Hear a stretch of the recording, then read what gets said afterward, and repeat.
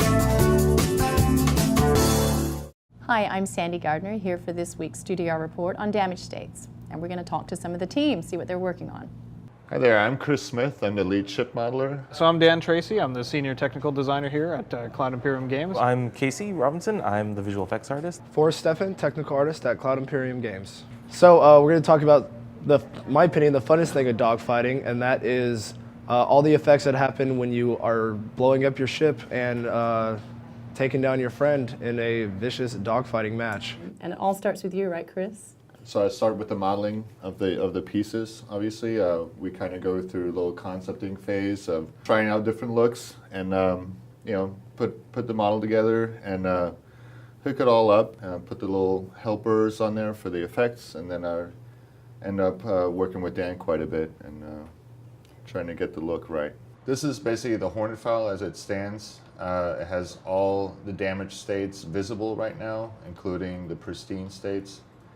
And all these little green boxes that you see are basically an effect that will happen on any given damage state. There will be, these little helpers will be there for the effects guys, for Forrest, and then to add like a little spark or a little smoke and explosions and all that kind of stuff. So Dan told me that you created around 100 damage states for the Hornet. Is that true? Yes, I did. We wanted a lot of fidelity, a lot of, movie-like breakup, for these ships, lots of little pieces. So definitely, initially when you shoot at them, at the ship, you're going to have a lot of pieces flying around. So here we have, I've broken out a section of the tailpiece for the Hornet. Each ship will get broken out according to its obvious appendages, mostly like the cockpit, the wings, the tailpiece, and the midsection. And each of those individual modules will go through its damage states. So here you can see I have the pristine version, undamaged. And here you can see the 25%, which the paneling starts coming off, and you can see the little effect boxes, although on these little panels will go away. So this is like a sort of prototype stage, and as we're going, we're still adjusting things, and we just put effects on everything, and so basically we can try everything out and then take it away afterwards and edit ourselves. But we wanted to first have it all available for the effects artists so they can play around with it and see what looks the best. So this would be the 25% where just paneling comes off. And here we would have the 50% where a little bit bigger chunks would come off. So you have this little big piece that sort of flies off, and this little corner that will come off. Here the 75. Basically, the more you go, the further you go into the damage state, the bigger chunks just fly off. And eventually you land at 100%, where it's just the stub of the tail, and it's basically unusable. And at that point, either you're dead in the ship, or your ship's pretty much useless, and you're just floating in space. Forrest, that gets a giggle because that means a lot of work, I'm assuming. Yeah, everything needs an effect that happens when you do it, so it's got 100 effects to do. I try to keep them busy. High fidelity. Basically, our 3D modelers are taking all of our ships and ripping them apart in every which way, ripping wings off, breaking the hulls in half, putting holes into the wing. And so my job is to go through every aspect that they have broken apart and make sure that there's an effect tagged to every piece of the ship. So if a panel gets ripped off, there's sparks that come with it. If you shoot the engine, you get a nice little explosion.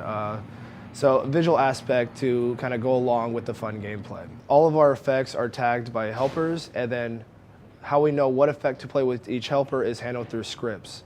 And basically it's a big long text file that's 2,200 lines that tags everything together. So I have to go through all those and tell it the exact name of the effect that's going to play with the exact name of the helper that's tagged to the part of the ship that gets ripped apart. So for example, if a panel gets ripped off, we put a little helper right where the panel is, and then it gives it a name. Then in the script, I say, take this effect and play it with this helper at this exact moment when it happens in the dogfight.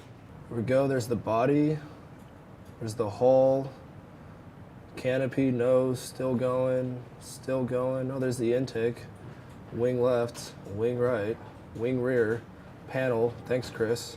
Still going, another panel, still going, and done. That's a lot of code. So when I originally get the pieces from Forrest, they have temp effects or older effects, and I'll go in and specifically create very unique wing explosion effects, or cockpit, or tail, or engine. So just to add more character to the breaking apart of each spaceship. What we have for the destruction stuff is a lot of fume effects explosions. So fume effects is a movie studio used program. What we're doing is we create fluid sims that you really only see in a movie for a few frames. We're talking maybe 60 frames worth of animation. And these sims can take weeks to create. And just to run through all the different things, the fuel and the burn off and creating the smoke. But when you see it in a movie, it happens in 2 seconds. So here's fume effects. We're gonna go through kind of a little bit of what it's like working in it. So here I have an explosion. All of these points have different information that's creating the fluid sim. What I see in an output window might look something like this. So this is kind of the display, and this is what I'm going through. So I can scrub through here and I can see my fire, I can see my smoke, I can kind of see how it rises a little bit. And then this sim might take a night, and I'll come in the morning, render it out, and I get something a little bit more like this. So this is kind of the first step of where the explosion might go. What's really nice is I can rotate around this and get different views of my explosion. So as I rotate around, we might get a completely different explosion just based upon a different camera angle. So depending on what we're looking for, that might be a better angle. This might work a little bit more. So one explosion can be used many times to get different elements.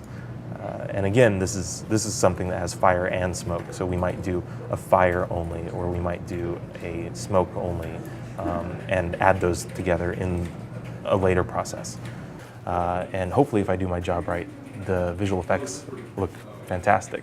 In the video game, we're going to have a lot of these pieces that have that quality level, but you're going to see them over and over and over again. You're going to see them every single time you blow up a ship, blow off a wing. CryEngine allows us to really push how much texture space the visual effects are going to have. You couldn't do this in a video game 5 years ago. You couldn't do this in a video game 2 years ago. So essentially, how many different points on the Hornet can I shoot at? Right now there's currently 10 different parts. So we have like the cockpit, we have the 2 intakes left and right, the 2 main wings left and right, and then the rear wings as well as the tail, the engine housing, and then the main body. So with that, we have the engine housing is where your kind of main reactor is going to be, with along with your main thruster. So that's going to be like the critical location. If you want to just outright destroy that ship, aim for the engines, right? So then that'll do like a big massive explosion that'll do like a catastrophic failure for like the body structure, and then this whole thing will just break apart into its own pieces, and then you'll see all these, like the cockpit drifting away, and then the wings drifting away as well.